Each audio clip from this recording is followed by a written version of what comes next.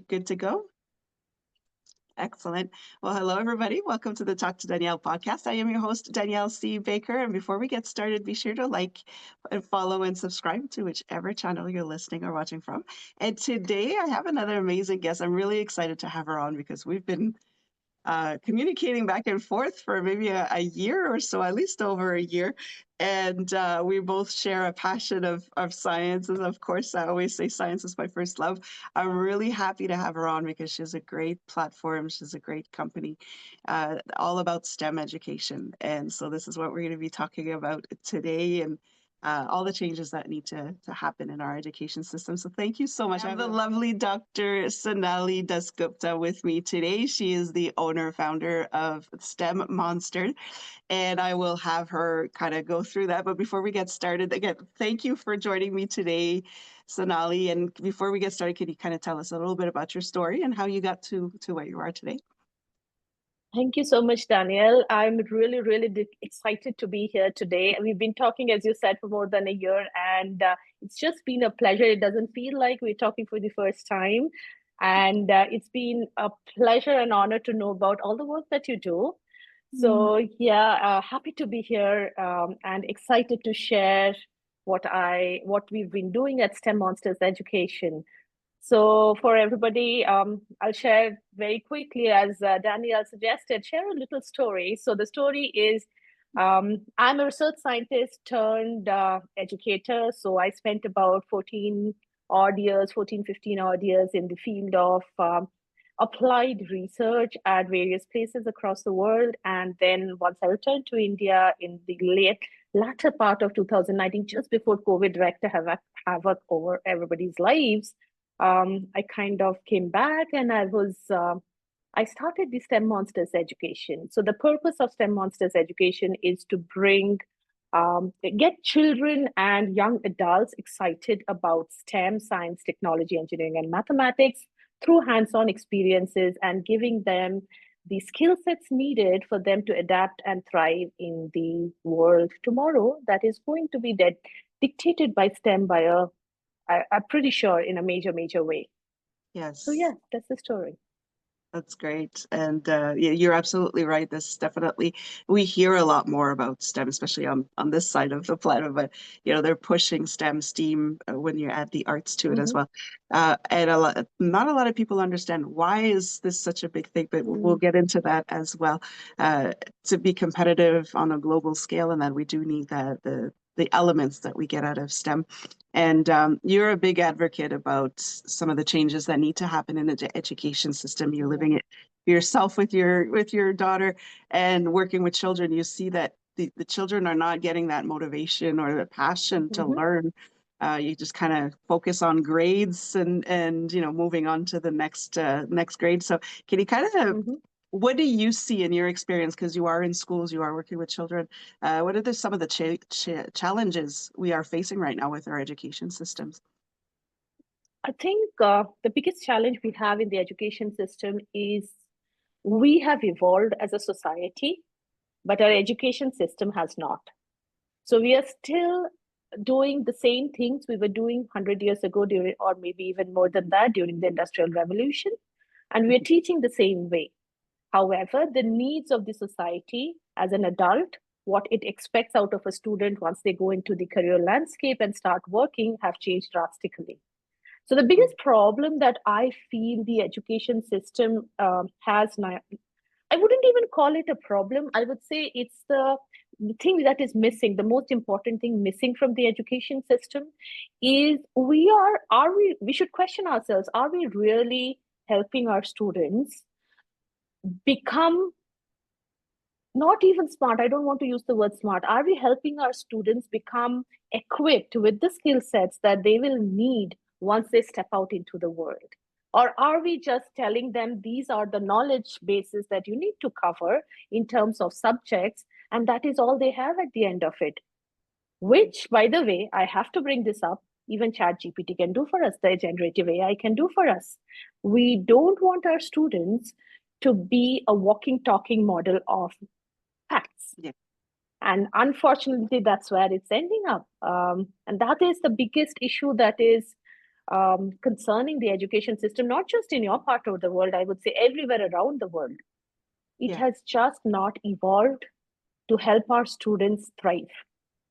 Hmm. Yeah, I agree. So, And it is across the globe. It's not just, when I first started yes. working, I thought really it was just a North American side, Hmm. because there's some challenges there as well to keep up with the rest of the world. But I realized once the world opened up to everybody that it's across the board. Everybody's kind of struggling with that, where we have students or very intelligent uh, Yeah. adolescents even, or young adults that come out, but they're not ready for the workforce. They're just, Yeah. like you said, they're just walking, facts. We just pushed information down their throats, but didn't teach them what to do with that or how to Yeah. make it evolve. So what do you think from your experience, what should the focus be on right now in terms of school, but not just in schools, but for parents as well, who are kind of trying to Yeah. keep their children motivated through all of this? Where should we put that focus? Yeah. That's a very, very interesting question, Danielle, because the students, when they before even they become young adults, when does somebody really do well in what they're doing as an adult? It is when they are interested in what they're doing. So the Yeah. most important thing that a child or a student should have is an interest in what they are doing. Because what's happening right now, the education system is helping us create this. I use the word create in apostrophe, like helping us create these adults or young adults who have absolutely no idea what they're doing. They Mhm. are not really sure why they are doing it. And unless that why is answered for an individual, they essentially become followers. They do not become thinkers and leaders. And what we need is leaders, because the world is going to a place where we need solutions that we can't even think of. The problems that we'll face cannot be solved by an army of followers. It has to be solved by innovators and free thinkers.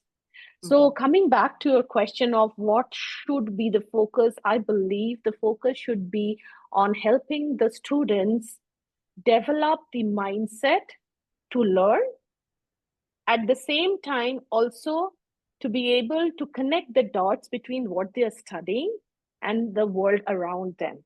Only then can they use their knowledge to solve for a problem, because ultimately you, I, all of us, all that we are doing is trying to solve for a problem Mhm. and find solutions. And they can do that only when they have the mindset to learn along with the interest in the topic. So, as an education system or as a parent, the biggest focus should be to do what it takes to get these students to love learning, keep Mhm. their curiosity alive, and also at the same time build their foundational learning where they are loving to learn. So that is, in my opinion, the most important thing that students should have. Yeah, you're right. And even as adults, that's what we should have to keep ourselves motivated. But you're so right that we do need leaders, and any leaders right now would be a world leader, because that world is Yes, opened up to our children. It's not yes, something that we necessarily had as an option when we were growing up, but our children do have that option now. And what everything we do affects the globe now. It's not just yes, affecting our yes, community; it yes, affects the world. So I think it's. I like the fact that you mentioned that we need to give them the tools to know what they're doing with this, and there's such a diverse field, even in just one topic, in one yes, subject. So many other things than just being a biologist, being in the lab. It's not. That's There's so many other options now that we open up, and absolutely. this is what I like with the programs that you have, is you show the students what the options, and you're giving them concrete examples that they actually can get their hands into it, and it could be whether it's in robotics or anything like that, and you just keep them with these open-ended questions so that they have to think and start working Yeah. that muscle. So I think it's I great. was just saying, all these subjects and everything that we talk about, it's human made. Yeah, The nature doesn't understand this is physics, chemistry, biology, maths. it's so It is what true. it is, right? Yeah. So you need to help the students look into the interconnected world. just like the www, the World Wide Net. You have to be able to let the students develop that skill set where they're able to interconnect the dots. The world is interdisciplinary, nature is interdisciplinary. So Uh, yeah, that's what I wanted to add. No, this is great because you're right. It's not just such a linear, subcompartments, and it's opened up, and that's what I like about it. A lot of, and this is, I think, where from my experience, where people get question, well, why are we pushing STEM in the education Mm, system? Because it does that. It shows how it's not just science, it's not just technology, it's not just engineering and mathematics. I remember in my science degree, I had more math classes than I had science classes. So mm. that's when you start to see going, wait a minute, there's a lot more to it. Yeah, So what is absolutely. can you kind of share with us how STEM actually helps us bridge that gap between the old education system to what it should be now? So, I mean, I get asked that a lot, and I keep saying, STEM is not science, tech, engineering, math. That's just the acronym. What STEM truly is a way of thinking. Hmm. And that way of thinking is to be able to see these interconnections between how the real world behaves and the foundational concepts that we know or need to discover even sometimes to be able to understand what is happening in the world around us. Hmm. So once you have that mindset, whichever field you are in today, there cannot be anybody, I believe, who can survive without knowing this interconnection. I was just watching a concert by Ed Sheeran a couple of weeks ago, and um, of course, I'm a fan of his, but of him. But besides the point, I mean, he was alone on that stage with 32,000 people in front of him, and he was recording live at the time because that used to be his background music, and then his singing and his putting layer on layer on layer. The thing is, he's a musician. He doesn't Hmm. need to be comfortable with technology. But do you really believe that he could have handled that size of an audience if he was not comfortable with technology? So it is not about becoming a technologist or becoming a scientist by knowing STEM. It is about building a confidence to be comfortable with technology when required. That is Right. what STEM is about. Yes, and that's our reality. No matter where we are now, technology is there. There was a time where we could just say, no, I don't want it, but now we have to True. have it. So that's I like it. I also like the other skills that we get from it with the collaboration because it's interdisciplinary. Mhm. um, you do need to learn those skills, those what I call human skills instead of soft skills, but Yes. collaboration, creativity, problem solving together. I think it opens up that world for our children. So Yeah. it's So so I think important. that's very important that you touched upon that because that's the other thing I talk about in STEM. So it's not a unidirectional transfer of knowledge. When you are doing projects that are in a group, the biggest skill set that our children or students need to have nowadays is collaboration and empathy. Yeah, There is nothing without empathy in this society, and building that empathy, being able to work with peers together to be able to deliver is a skill set that needs to be nurtured.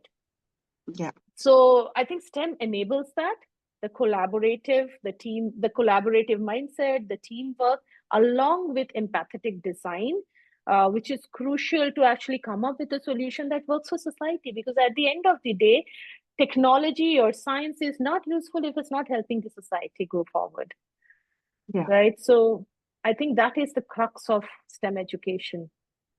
Yeah, that's so nice that I like that because I got to experience your program last year when you were doing the Oh, symposium, and to watch the children in action. You were doing fractals, and we had little mhm. ones in there too, that much too young people would say to understand what fractals are, but just the exercise that you were having them do, they were Mhm. actually coming together, and like the older brothers and sisters were helping the younger ones, and to Yeah, see them kind of work. And it was a small group, so we had time to kind of guide them through. But to see that transformation from I'm just doing my own little design my to why don't we add colors to this? Why don't you add another pattern to it? You know, add to it. And it was just beautiful to watch it.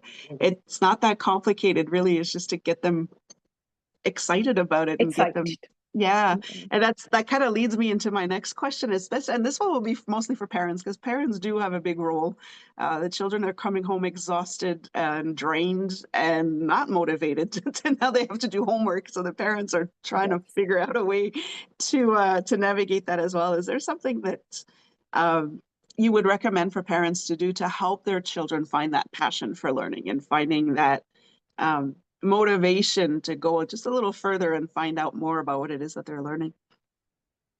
I'm so glad you asked that question, honestly, because you're right. The education system, it takes a lot to change a system. So that's not going to happen overnight, let's face it. But at the Yeah. same time, the society is evolving at a much faster pace than earlier. So, which also means that we need to do something to help motivate our children to go that extra mile. And many a times, parents believe it's the job of the school, and schools Hmm. believe it's the job of the parent. But I keep reiterating that it's the job of everybody around the child. And all you need to do is offer encouragement and tell them you're there, because the way you as a parent can motivate a child to ask questions with confidence, irrespective of judgment, no one else Hmm. can do that. So, as a parent, I think the biggest thing that biggest help that you can do, even if you are not from a science background, is to not judge questions that come from the child, rather encourage it and find avenues where those questions can be answered. Now that could be in the form of you doing a little bit of a Google search and giving them some idea. It could be in the form of telling that teacher, you know, he asked me this or she asked me this yesterday, would you be able to help them? Go talk to your neighbors, go talk to your friends. But all it needs is that encouragement from you as a parent to let them know any question is a good question. And that's all. I like And of that. course, there are other things. Of course, there are other things like weekends, you know, you could go to science museums, you can go to the park. The only other thing which I feel is, which is very easy to do as well, is to encourage them not just to ask questions, that power of observation. So if Hmm. they're asking you about something which they've observed, cultivate that, Yes. you know? Yeah. I love that. And it's not that complicated. We think that we have to get Not. so technical, but this is what I like about your view on it and how you approach it is just it's it's just it flows, you know. So your child has a question. Okay, let's explore that. What do you think would happen? Okay, let's Yes. test that out. And then okay, this didn't work. So what could we do to make it work? Or and how could we take that further? Or where else do you see this?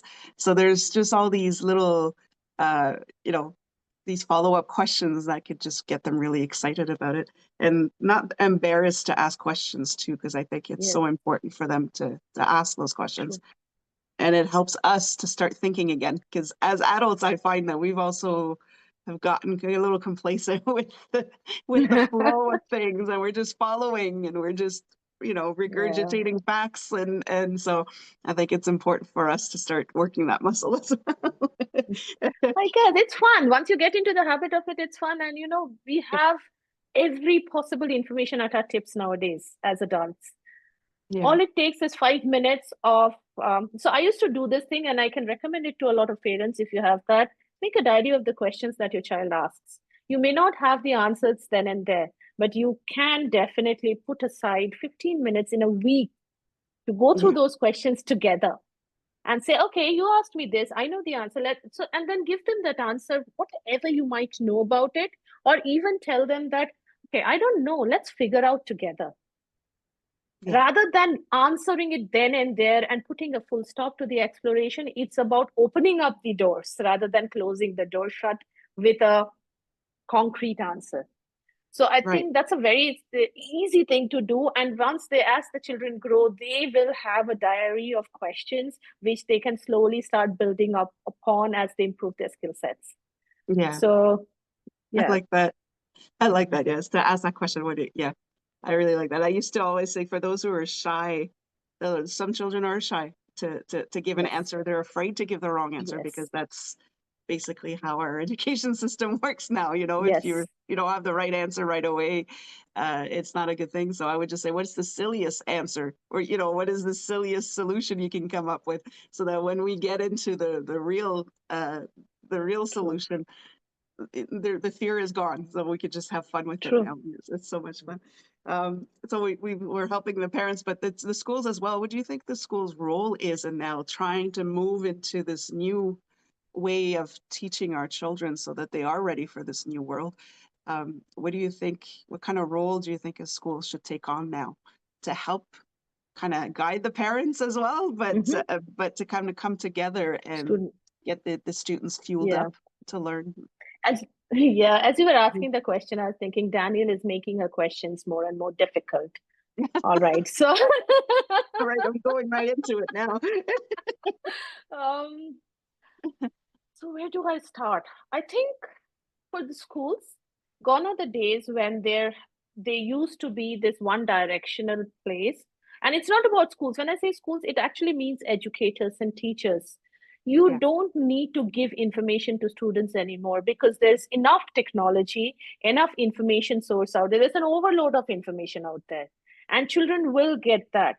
So I think the role as an educator or as a school has to transform from giving knowledge to something which guides the students in order to find the answers. So Mm, there is this overload of information everywhere, and students are as confused as everybody else. So then, when you step back, your role as a school or an educator is no longer to tell them the factual answers to questions because they'll do that anyway. What you need to be doing is to what I call this as scaffolded learning. So you give yeah. them bits and parts of, you guide them towards finding their answers while giving them the freedom to explore something that you as a teacher or educator may not have thought about. Hmm. So it is about opening up those avenues and letting the child take the lead on which avenue they want to follow through. And it's okay if it doesn't lead to the right answer, it may lead to a different location. And they may come up with something else at that point. So it's more about guiding and mentoring on how to go around this information digital age, or in the digital world, how to maneuver this digital world without actually feeling lost. Because believe me, a lot of the students, while um, it's not about them feeling overwhelmed or finding the subjects difficult, a lot of the students feel overwhelmed with the amount of information. So right, they don't know where to look at, and you as a guide is to make that clearer for the students. As a school, it's to make it clearer for the students, while at the same time not be authoritarian. Hmm. So I think that is the transformation from a knowledge giver to a guide and a mentor, or a place where students can explore on their own, is what the school or the teaching system or teachers will have to slowly move towards. And we've seen that with generative AI coming into picture. I think the biggest problem with what generative AI has shown us, where everybody is worrying whether the assessments work or not, it is not about the assessments. What it is showing up truly, I believe, it's a mirror to our way of assessing students. It is Yeah. showing us that we have been testing them for factual knowledge. And isn't it obvious? Because now you have this algorithm which can find you this factual knowledge. Yeah. So what I love about generative AI right now is it is truly making the educators and the schools rethink what is it that we are trying to give our students, which skill set are we giving our students. Right. So Yeah.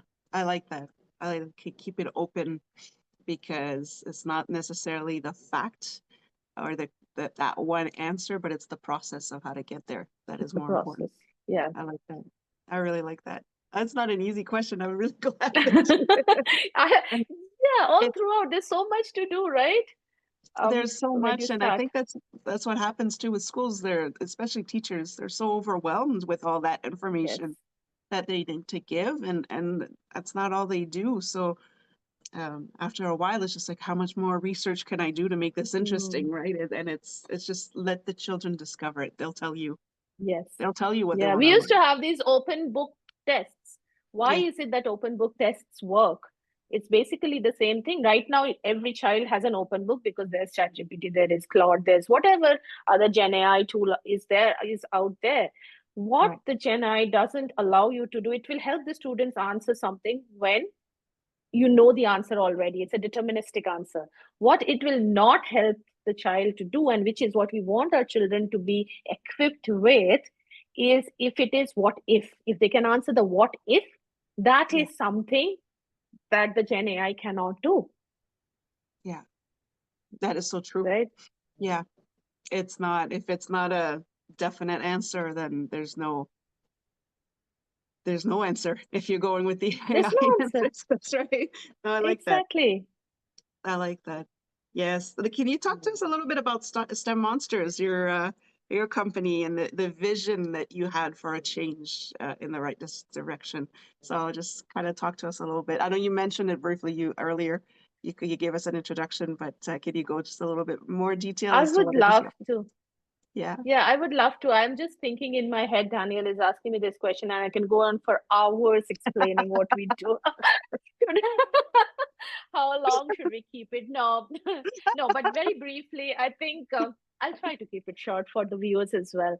But the vision of STEM Monsters is something that I've been talking about in the last half hour or so. Is the vision is to help the students transform into adults where they have the competency in the subjects. At the same time, they have an interest and inquisitiveness Mhm. and the power to connect the dots between their foundational skills to what's happening around them. So, that is the vision of STEM Monsters, to help children grow up into adults that can solve problems for the society with empathy and competence. Yeah. Um, that's it. We are sorted as a species. If we Yeah. can have a generation of youngsters who can do that, I think we don't have to worry about our retirement age. Yeah. So Right. We're gonna be okay. Yeah. Yeah. exactly. I like So that. that's how, what my vision is about STEM Monsters education programs, which is to give this skill sets to the students, which is competency, confidence, learnability, adaptability, and that all comes from um, having the inquisitiveness to learn at the end of the day, Yeah. right? So that's what we do after school clubs, we have online after school programs for students across the world. We learn together, and a lot of this, when I say, it's very easy to say these things, but one of the most tangible ways to help students fall in love with learning is to help them do things which are cognitive. So help Yes. them do things which are hands-on, help them do things which involves cutting, messing up, creating a mess, because the cognitive skills is what triggers the interest. One of the easiest ways to do that. So at STEM Monsters, we are heavily, heavily focused on hands-on experiments. At the same time, the way the experiments are designed, it is again not a linear program. So it is very heavily focused on design thinking, which is Hmm. problem solving, and first principles approach to learning. So for the viewers who may not be aware of first principles approach, I mean, it is something where we believe there is no preformed notion about a topic. We are Mm. starting from the blank canvas, go back to the Stone Age, and you have to make a blade. What would you do? Yeah. Because that is where innovation starts from, where the children do not take facts, equations, definitions as a given. You start from a point where you let them explore what is there without forming a judgment of this is right and this is wrong. Mm. So that's what STEM Monsters program does. We work with schools, we work with students outside of India. We are, in fact, well, as you mentioned, Daniel, last year in the symposium and this year as well, we've had students join in from Dubai, from Canada for the symposium. And I think we are at a position where I can see the change. I can literally feel the change happening, and educators realizing the need for open-ended learning. Yes. Yeah. So, It's so was it short important. enough? Yes, that's perfect. Though I could talk to you about this all day. I could I keep know. you on for the whole week. But no, and this is what I've seen from your programs as well, is it does take some pressure off the teachers or educators, Yes, because now those conversations have already started naturally. It's yes, just kind of, yes, it's organic. It comes up, and then the teachers can just follow the student's lead in that and bring in yes, more resources, bring in a bit more information, and so it takes the pressure off of just finding the answer right away and moving on to the next yes. activity. So that's what I like about it. What's coming up for you? Like I said, I could talk to you about, but is there anything new coming up, or do you have anything? You just completed the symposium, I think, this year, right? It Yes, just finished, yes, yeah. we did. We And did. so I'll leave some information on that in the description as well, so people can have a look at it for Hmm. next year. But Absolutely. do you have any new projects coming up, or any new incentive this year that you're Yeah, working I on? mean, what I would like, because I do have this platform now, Daniel, and thank you for giving me this platform. I think we, Mm. as a company, as a venture, STEMonsters Education Programs is literally now poised to start working with schools all across the world. So we are entering that part, that phase of our programs where we have a learning platform which is ready for schools to integrate into.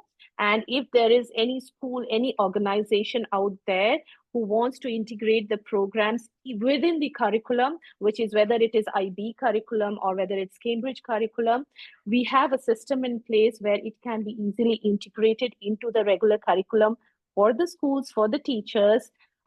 They can get access to this entire curriculum of programs along with teacher training, which can be done. I think technology is the best enabler here because we Yeah, have everything in the form of a learning management system, and it's a the lesson plan, the experiments, the troubleshooting, the offshoots of conversations that are there in every section is now all set up in a way, in a structured platform, that we are getting more and more schools to just come on board on the platform and to just take it and integrate it in their system. So if there are any viewers out there who are looking for an open-ended design thinking focused curriculum, STEM program, which is also hands-on at the same time, we would love to get in touch with you and explore a collaboration. So that's thank you, Danny, for giving me that opportunity. I'm so yeah. excited to share this because this conversation is happening at that wonderful time when we are also starting lot many partnerships. Yes. And this is great because I used to teach science for the younger children, and just to have that ready for you, you don't have to Yeah. figure out your lesson plans, Yes. and you have those, Yes. it's such great tools for Yes. just to take that burden off the teachers, and Yes. just have kids excited about learning. I think it's great. And the fact that it's global, this is what I'm excited about, is Yes. I can see this even like bringing in different class together, Yes. and I think it's great. I think it's this wonderful program. I'll make sure to, again, in the description, Yeah. what to direct I'll add people. one more thing to I'll add one more thing just to that. So we got a lot of feedback this year about the STEM Explore Symposium as well. And we had a lot of requests from people asking us to do the shortlisting of the students in various regions. So for the UK time, for the US time, for the Australian Yeah. time. And fingers crossed, we should be able to enable that in the latter part of this year.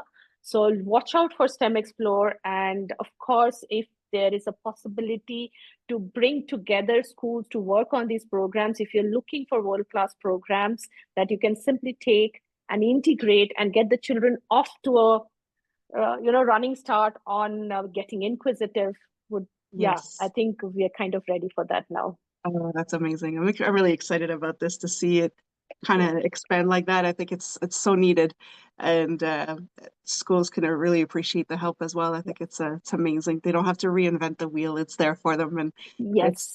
it's great. They're great. They're just great activities, and questions that you can add. I think it's great. So thank you. And before we give everybody the information on how they can contact you, I have that Hmm. one question that I know you were worried about. Oh.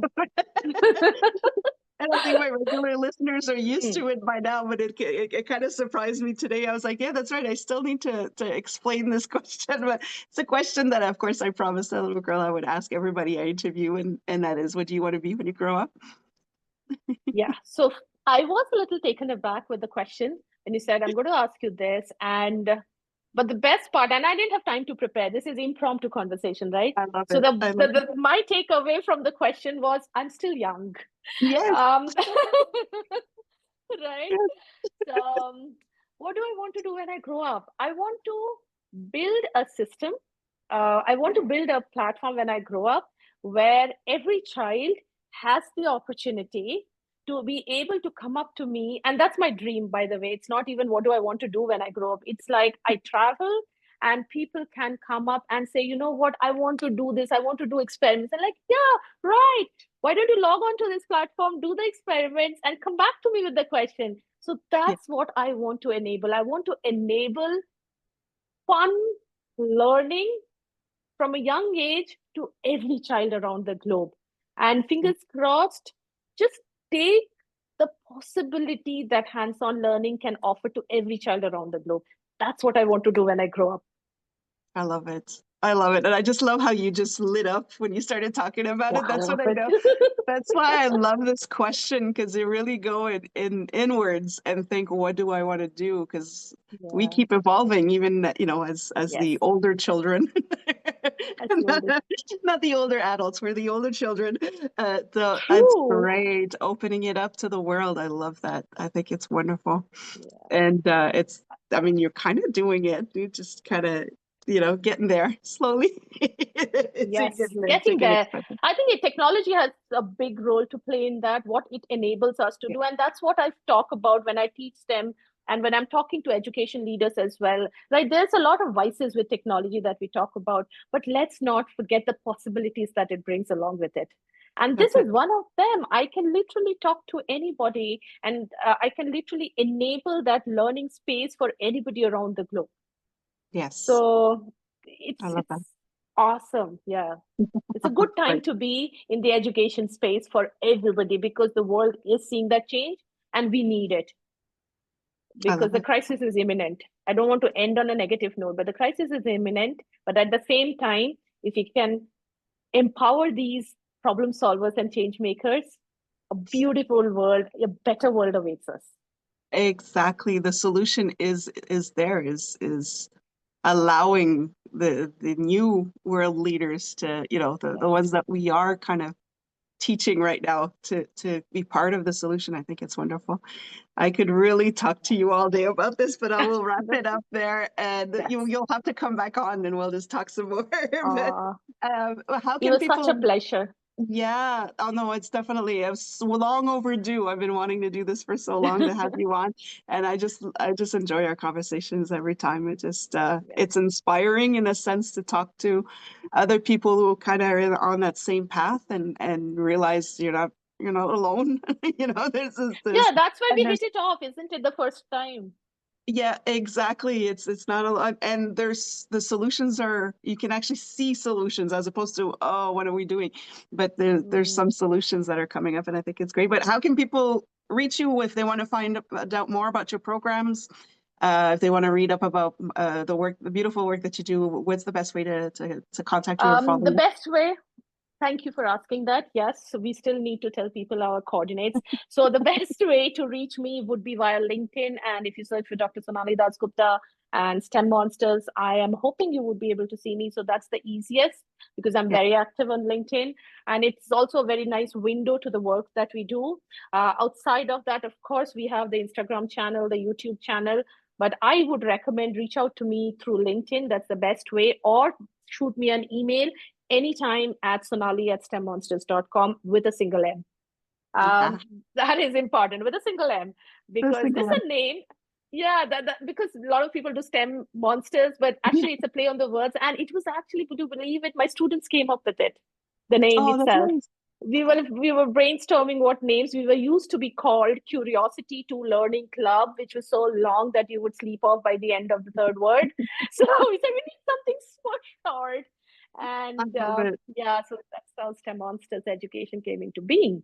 So shoot me an email with Sonali at STEMonsters or look me up on LinkedIn. And I would Mhm. love to get in touch with anybody out there working on similar mission and vision. Oh, that's amazing. Thank you so much, Sonali, for joining me today. I'm Thank really you very much. excited to have you on and to have that conversation and open it up to the world. I think it's wonderful. So thank you so much for coming on, and I will put all the information in the description so make sure that people can contact you for more information. Yeah. Thank So the you. last one, pleasure was all mine. Oh, Enjoyed every bit of it. Thank you so much, I'm Danielle, glad. for having me. No, this was great. Again, I could keep you on, but we'll wrap it up. Yeah. And thank you. And again, the invitation stays. You can always come back on when you have Uh, more we coming up. will. I'd love to have you on. Thank you so much. And for everybody, don't forget to go check out Sonali on LinkedIn and her website as well. And don't forget to like, follow, and subscribe to whichever channel you're listening or watching from. And until next time, stay safe, stay awesome, and we'll talk soon.